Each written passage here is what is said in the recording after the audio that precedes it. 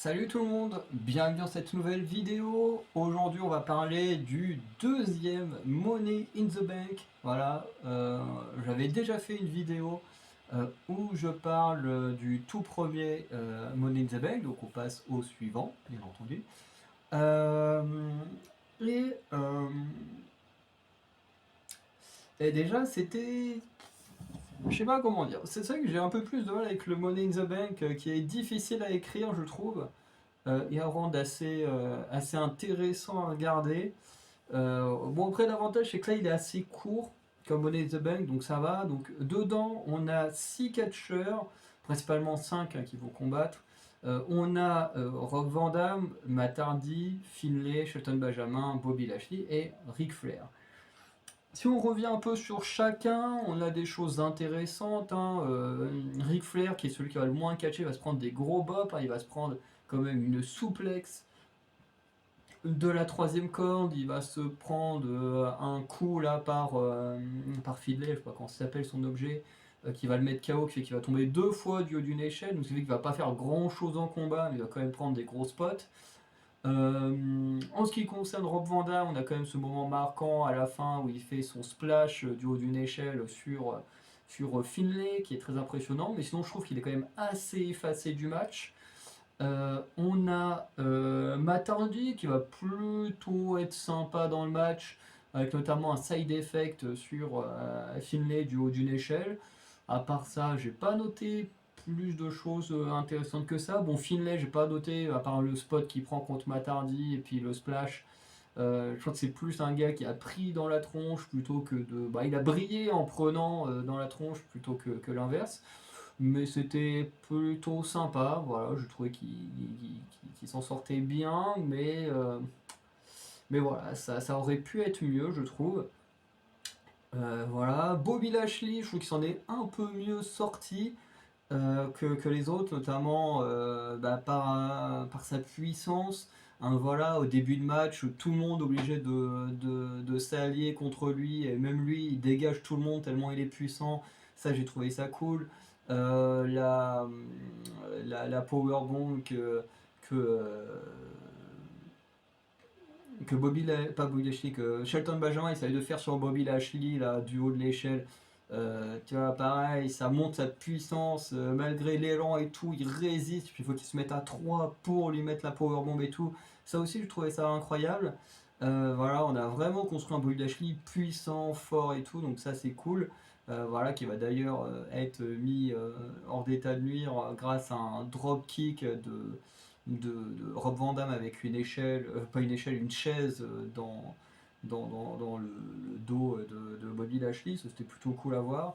Mais voilà, de manière globale, c'était sympa, mais ça aurait pu être beaucoup mieux. Shelton Benjamin, lui, c'est celui qui a fait clairement les moves les plus cool avec la voltige et tout. Donc voilà.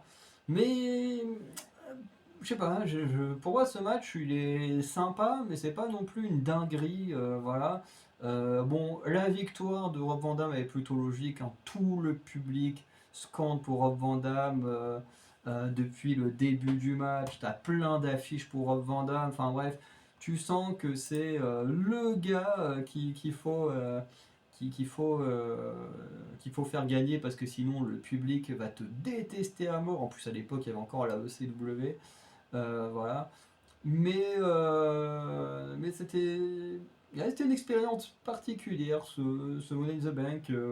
Parce que d'un côté, il est plutôt sympa, mais en même temps, bah, on est quand même sur un gagnant qui, je crois, va réussir son cashing sur John Cena ou un truc comme ça.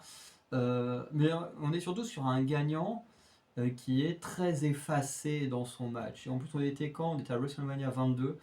Bon, juste pour mettre en place où c'était. Mais on est quand même sur un gagnant qui est quand même très effacé du match. Et d'ailleurs, c'est pour moi le plus gros défaut des matchs comme le Money in the Bank, c'est que les gens passent les trois quarts du temps à dormir, tout simplement. C'est que voilà, si tu prends un gros spot, tu dors, et puis tu reviens quand il y a besoin de toi. Tu prends un gros spot, tu dors, reviens quand il y a besoin de toi. Et moi, j'ai beaucoup de mal avec l'écriture de ces matchs-là. Avec le leader match, à la limite, c'est plus logique qu'un Royal Rumble. C'est un Royal Rumble, si tu prends une droite, t'es KO pendant 15 minutes, tu dis ok, dans le match normal, tu te prends la même droite, tu te relèves aussitôt, ça fait pas sens. Dans le leader match, bon, t'es poussé du haut d'une échelle, c'est logique que tu dormes. Mais je veux dire, quand tu es dans un match à plusieurs et qu'au final, à chaque fois, tu as juste deux personnes qui combattent dans le ring et que les autres ils dorment, bah ça sert à rien de faire un match à plusieurs, j'ai envie de dire, hein. Donc voilà, c'est un peu le côté dommage de ce type de match. Mais bon, après c'est comme ça. Et en vrai, je pense que le Money in the Bank, en fait, en réalité, je pense que la plupart, ce qu'on aime, c'est le résultat, qui va gagner, est-ce qu'il va faire son cashing, est-ce qu'il va réussir son cashing, sur qui il va le réussir ou sur qui il va le rater. Voilà, est-ce que le règne ensuite va être bon ou quoi que ce soit. En fait, je pense que c'est surtout ça qui plaît dans le Money in the Bank plus que le match en lui-même. Parce que le match en lui-même, je crois que j'en ai jamais vu un, en termes d'écriture, je parle bien, qui m'ait plu. Je ne pense pas. Alors après, encore une fois, je les ai pas tous vus, hein. J'ai vu ceux qui vont à peu près de 2019-2020 à aujourd'hui, et puis bah, ceux, bah, le premier et le deuxième. Voilà.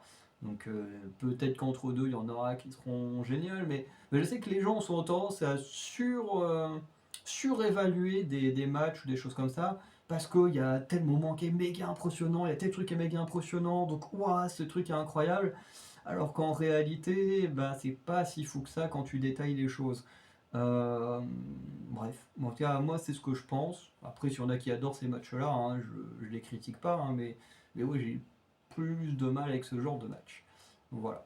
Donc je vais m'arrêter là. Pour moi, c'est un match sympa, mal écrit, mais avec le bon gagnant. Il fallait résumer simplement en trois mots le truc, voilà. Enfin, en trois mots. Bon gagnant, match moyen. Non. Bon gagnant, bon match, écriture moyenne. Ça fait 6 mots. Voilà. En 6 mots, voilà ce que ça donne le bilan final.